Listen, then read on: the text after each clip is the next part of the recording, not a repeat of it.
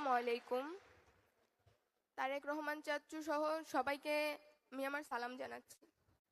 আমার নাম লামিয়া আক্তার মিম। আমার বাবার নাম মোহাম্মদ কাউসার হোসেন। 2013 সালের 4 ডিসেম্বর রাত 2:30টার দিকে আমার বাবাকে মাঝরাতে ঘুম থেকে উঠিয়ে বাসা থেকে তুলে নিয়ে যাওয়া হয়। শুধুমাত্র আমার বাবার দোষ ছিল। আমার বাবা স্বেচ্ছাসেবক দলের একজন সাধারণ সদস্য ছিল। এটাই ছিল আমার বাবার দোষ।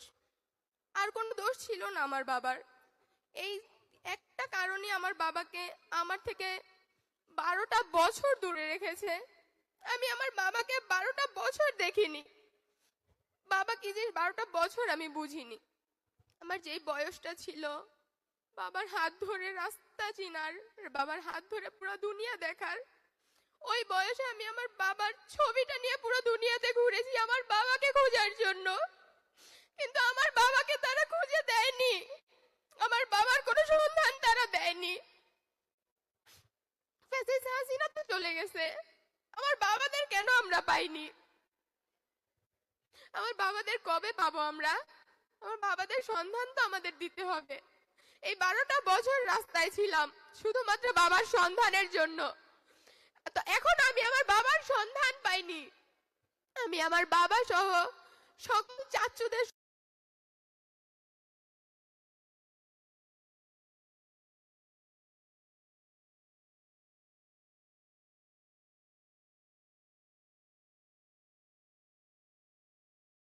কোনো ফ্যান ছিল না, কোনো জানালা ছিল না, ছিল শুধু একটা কাঠের দরজা। সেটাও তারা তখন ভেঙে ফেলছিল। আমি গিয়ে যখন দেওয়ালগুলো দেখি তখন আমি আমার আম্মুর নামটা দেখতে পাই। আমার বাবা অনেক কষ্ট করে আমার আম্মুর নামটা লিখছিল। আমার বাবার অনেক কষ্ট হয়েছিল আমার আম্মুর নামটা লিখতে। তারা এই কষ্ট চোখে দেখেনি। আমার বাবাকে তারা ঠিক মতো খেতে দিয়েছে নাকি দেয়নি, আমার বাবার উপর তারা কিরকম অত্যাচার করেছে আমি কিচ্ছু জানি না। ফ্যাসিস্ট হাসিনা যাওয়ার পরে যারা আয়নাঘর ভেঙেছে আমি তাদের দেখতে চাই, তাদের শাস্তি চাই আমি। তারা ফ্যাসিস্ট হাসিনা যাওয়ার পরেও কেন এই আয়নাঘরে হাত দিল?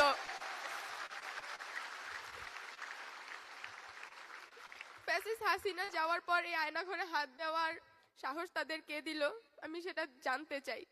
পুরো দেওয়ালের মানে 2.5 ফিট বাই 2.5 ফিট সেল, মাঝখান থেকে দেওয়াল ভেঙে ফেলছে, মানে সেলগুলো বড় করে ফেলছে। অনেক লেখা ছিল ওই সেলে, ওইগুলো রং দিয়ে মুছে ফেলছে, কিচ্ছু দেখা যাচ্ছিল না। কিন্তু আমার বাবা যে আমার মায়ের নামটা লিখেছিল ওইটা অনেক গর্ত করে লিখেছিল, রং দেওয়ার পরে ওইটা স্পষ্ট দেখা যাচ্ছিল, ওইটা মুছেনি। তখনই আমি ভাবছি যে আমার বাবা ওটা কি দিয়ে লিখছিল। তারা তো লেখার জন্য কিছু দেয়নি। শুনেছি তাদের নাকি নখ কাটেনি, তখন নখ দিয়ে খুঁড়িয়ে খুঁড়িয়ে ওই নামগুলো লিখেছিল। নখ দিয়ে ঘোরানোর সময় নখ দিয়ে অনেক রক্তও পড়েছিল। আমি ওই দেওয়ালে রক্তও দেখেছি। ওটা কার রক্ত আমি জানতে চাই। ওইটা কোন সন্তানের বাবার রক্ত এভাবে দেওয়ালে ঝরেছিল আমি সেটা জানতে চাই। আমাকে সেটা জানানো হোক। আমি এই 12টা বছর রাস্তায় ঘুরে আসছি বাবাকে ছাড়া। আমার এই বয়সটা যখন বাবার হাতটা আমার মাথার উপর থাকবে, সেই বয়স থেকে আমি আমার বাবাকে হারিয়েছি। বাবা নামক বটগাছটা আমার মাথার উপর নেই, ওই ছায়াটা আমি পাচ্ছি না। ওই ছায়াটা আমি কেন পাচ্ছি না? আমার কি সেই অধিকার নেই? আমার কি ওই ছায়াটা পাওয়ার অধিকার নেই? আমি ধন্যবাদ জানাচ্ছি আসাদ কাকা, মিথুন কাকা, তাদেরকে আমি ধন্যবাদ জানাচ্ছি তারেক রহমান চাচুকে। তারা আসাদ কাকা, মিথুন কাকা তাদের মাধ্যমে আমাদের খোঁজ খবর নিয়েছে। আমি আশা করব তারেক রহমান চাচু খুব শীঘ্রই দেশে ফিরবে। সে দেশে ফিরে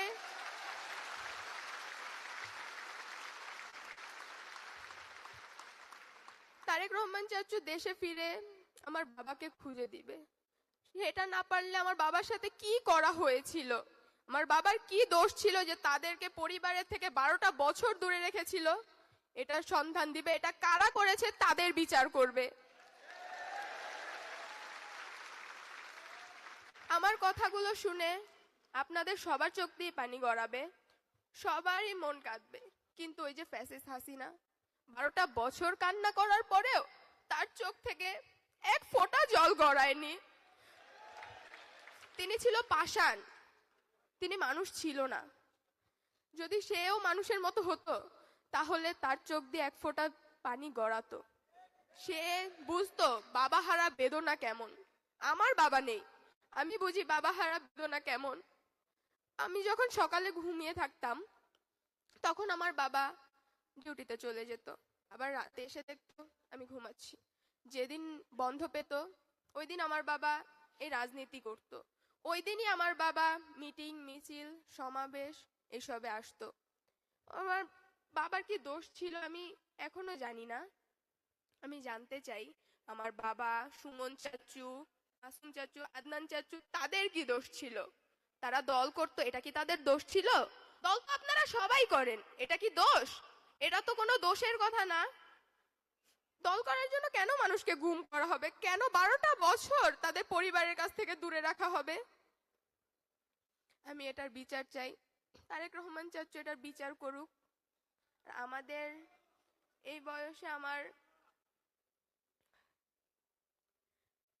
আমি যে পড়াশোনা করছি, আমি স্কুলে যাই, বাবার হাতটা ধরে আমি স্কুলে যেতে পারি না।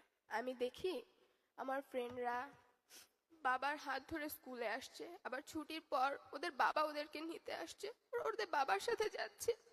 আমি তখন এক দৃষ্টিতে ওদের কাছে তাকিয়ে থাকি আর আম্মুকে বলি, আম্মু আমার বাবা আসবে না, আমি আমার বাবার হাত ধরে স্কুলে যাব না।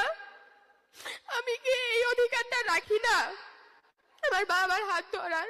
আমি কেন বাবার ছবি ধরে এখনো হাঁটবো? আমি বাবার ছবি আর ধরতে চাই না, আমি আমার বাবার হাতটা ধরতে চাই। আমি আমার বাবাকে জড়িয়ে ধরে বলতে চাই, বাবা তোমাকে অনেক ভালোবাসি, বাবা তুমি কোথায়? ফিরে আসো, তুমি